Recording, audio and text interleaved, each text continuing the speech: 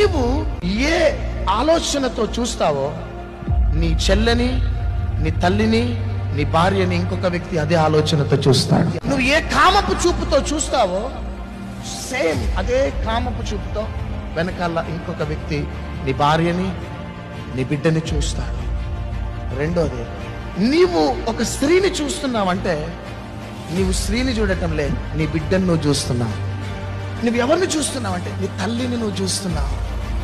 ఒక పురుషుణ్ణి నువ్వు చూస్తున్నావంటే ఆ పురుషుణ్ణి నువ్వు చూడటంలే, నీ భర్తని. ఒక పురుషుణ్ణి నువ్వు చూస్తున్నావంటే తాను ఒక తండ్రికి కొడుకు, ఒక సహోదరికి భర్త.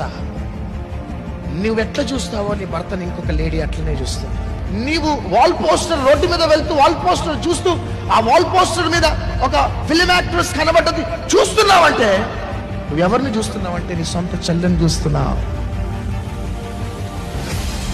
నీ సొంత అక్కని చూస్తున్నావు. ఇట్లా ఎన్నిసార్లు చూసి మనం పాపంలో పడిపోయినాం.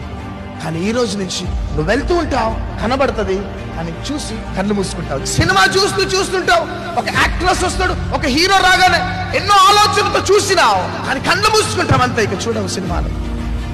యూట్యూబ్స్ లో రహస్యంగా ఎన్నో దృశ్యాలు చూస్తున్నావు, ఇక చూడవు. ఇక ఎందుకంటే నీ చెల్లిని, నీ అక్కని నువ్వు చూస్తున్నావు, నీ తమ్ముడిని, నువ్వు అన్నని చూస్తున్నావు.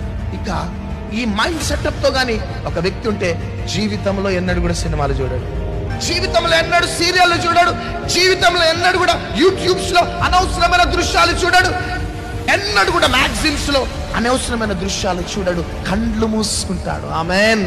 ఈరోజు క్రైస్తవుడవైన నీవు ఇష్టానుసారంగా బ్రతుకుతున్నావు, నేను అడిగేవాడు లేడు, రహస్యంగా ఆయా కార్యకలాపాలు చేస్తున్నావు. కానీ నా రెండు చేతులు జోడించి బ్రతుకులాడుతున్నావు. ఈ సభలు ఎందుకంటే నిజమైన క్రైస్తవ జీవితాన్ని జీవించాలి.